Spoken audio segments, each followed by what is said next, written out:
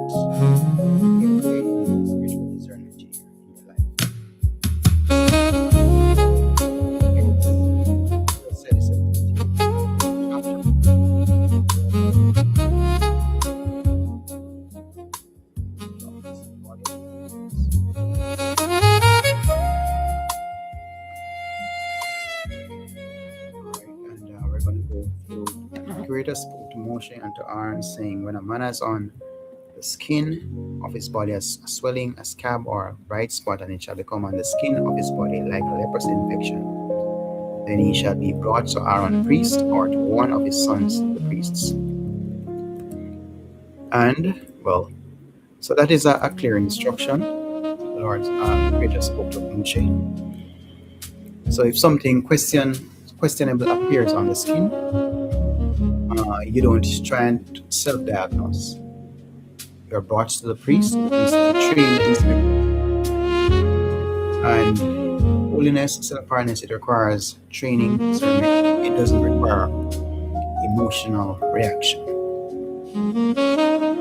In verse 3 onwards, we see where the priest shall examine the diseased area on the skin of the person's body, and the area is in the diseased area has turned white, and the disease appears to be deeper than the skin of his body. It's a case of leprous disease. When the priest has examined him, he shall pronounce him unclean. there are two signs of uncleanness. His hair will turn white, and the disease is deeper than the skin. If both are present, then it is rendered unclean immediately. Verses 4 to 6,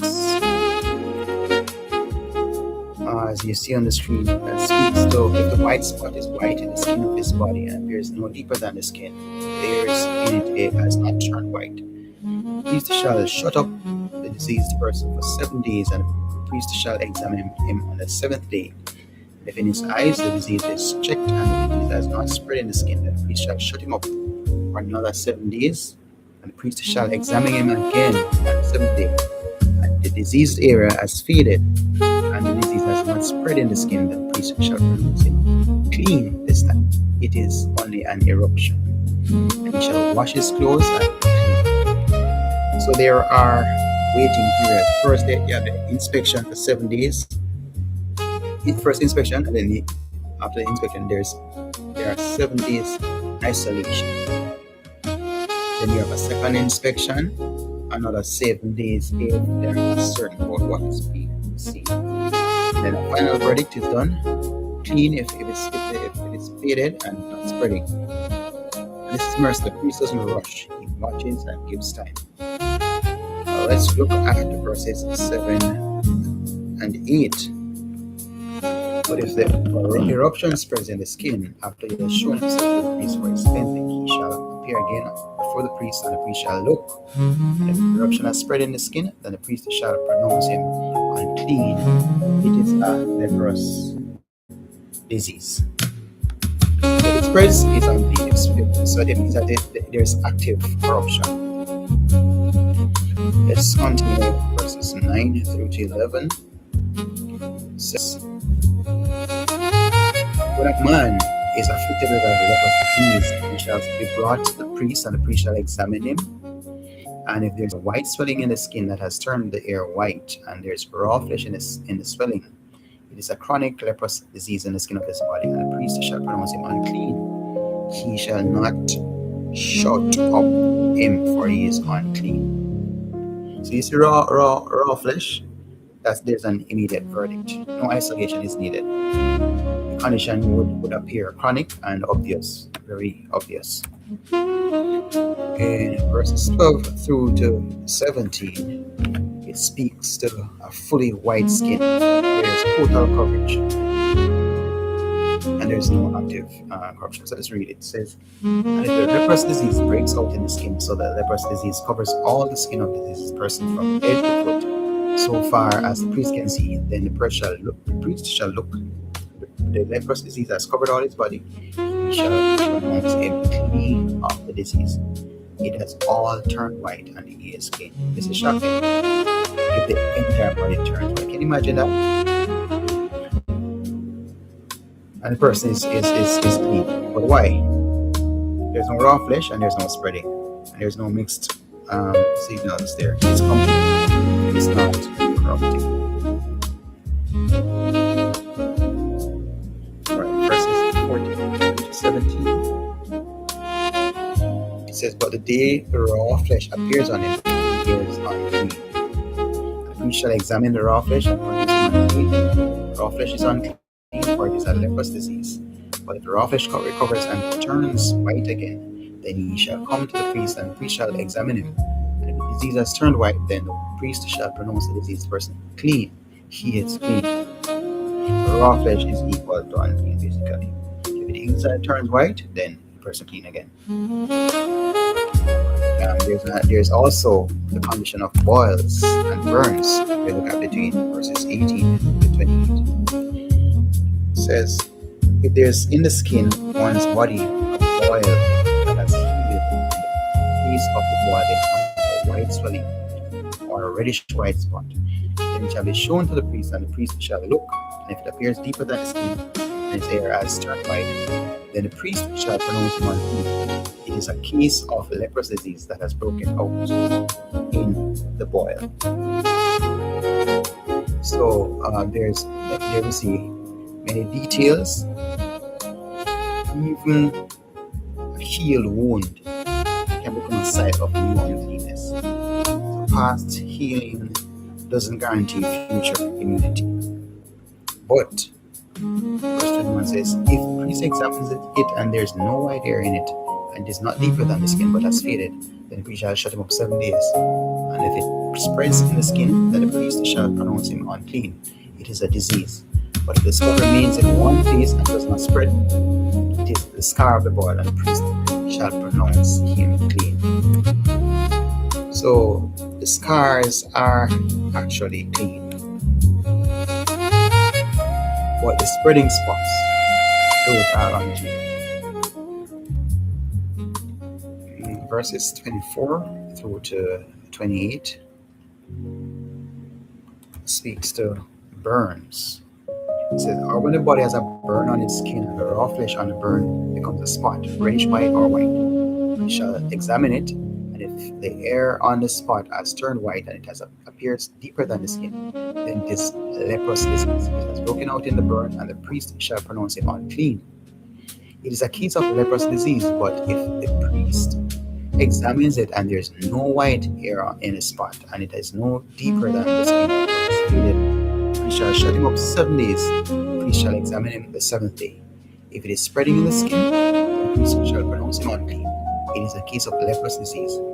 But if the spot remains in one place and does not spread in the skin, but has faded, it is a swelling from the burn, and the priest shall pronounce it clean, for it is the scar of the burn. So the same principle applies to the burns. Just watch, you read, examine, and you pronounce. Alright, I trust we are following.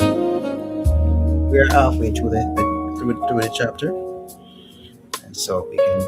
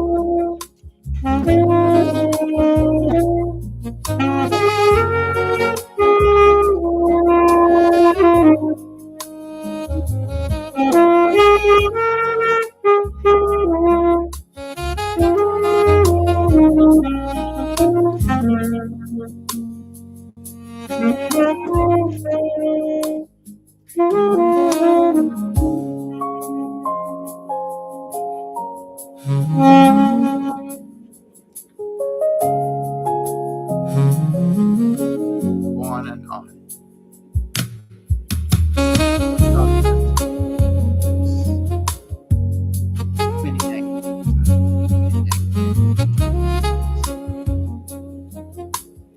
Man or woman,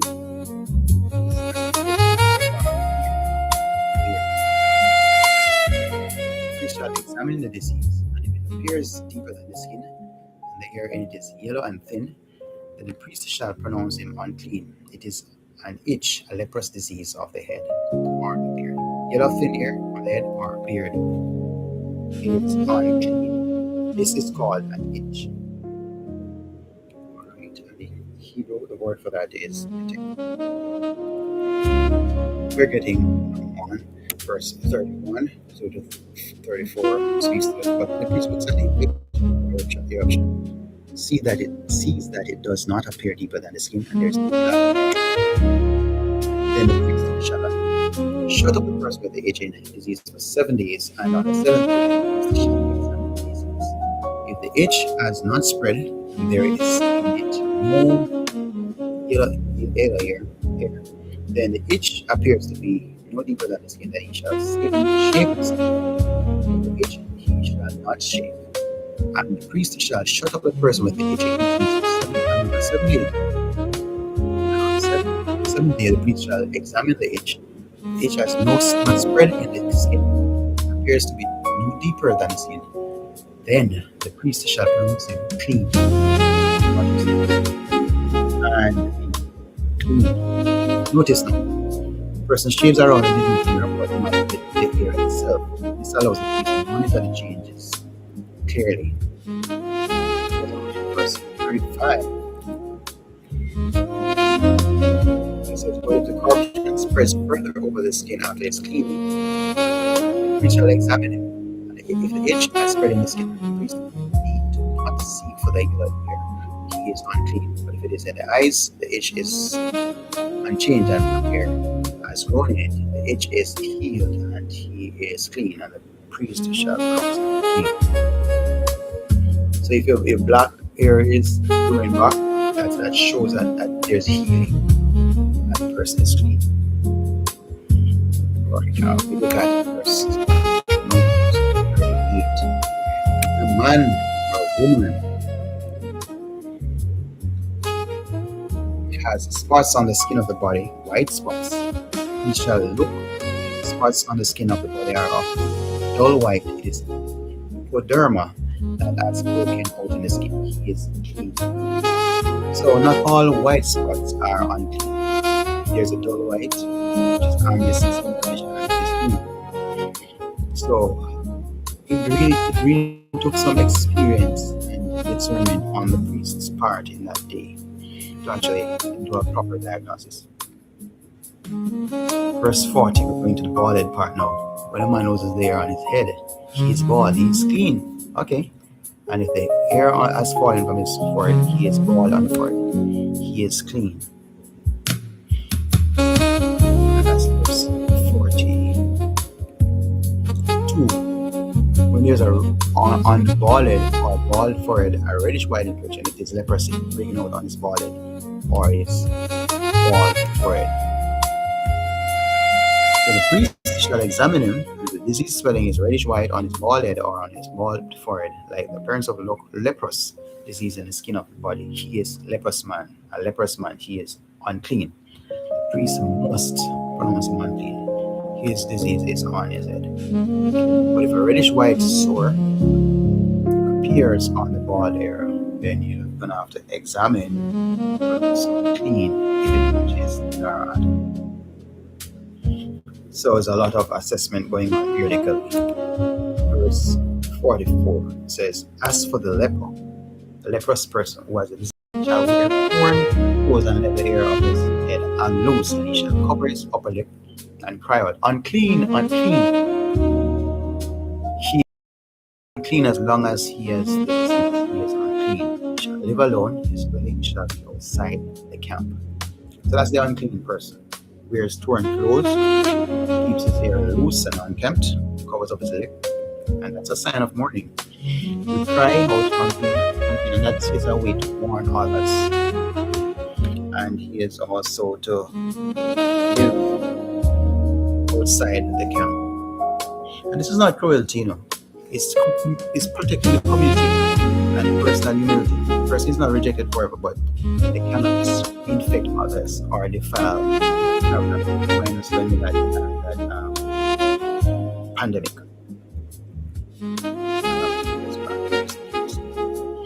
Right, 47 to 49 verses of the chapter. When a garment has an infection of leprosy in it, in a woolen garment or in a linen garment, or in warp or woof of linen or wool, or in a skin or in anything made of skin, if the disease is greenish or reddish in the garment, or in the skin, or in the warp of the woof, or in any article made of skin, it is a case of leprous disease, and it shall be shown to the priest. So Tzara'at can actually appear in fabric and leather, greenish or reddish discoloration. If it spreads, burn it. No cleansing ritual to corrupt fabric. You can't wash that with any bleach or any special soap. You have to just burn it. And that's a clear instruction. Verse 15 says, "But the priesthood then sees that the infection has not spread in the camp or in the warp or in the weft or in any other object, the priest shall give command and they shall wash that infection in every place, shall shut it up another 7 days. And the priest shall examine the diseased thing after it has been washed. And the appearance of the diseased area has not changed, though the disease has not spread. This will be unclean. You shall burn it in the fair weather." So all of this that we've read in Leviticus 13 shows that Tzara'at is about discernment and protection. Protect the people, find out what's the issue, and protect the people against dangerous to them. It wasn't a random punishment.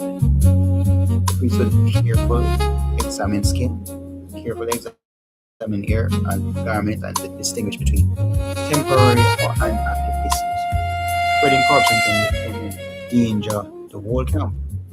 Even when someone is declared unclean and sent outside, the goal is eventual cleansing and restoration, reminding us that the Creator cares both about personal holiness and the safety of our entire community. So as we have finished Leviticus 13, we've seen how the Creator, how He trains His people to discern between what must be set outside and what can be restored. In chapter 14, we watch Him open the door for cleansing, return, and rebuilding for the one who was outside the camp. Live worship, live saxophone. We study together, we read together, and we trust that we all will learn something. We close out with the same song.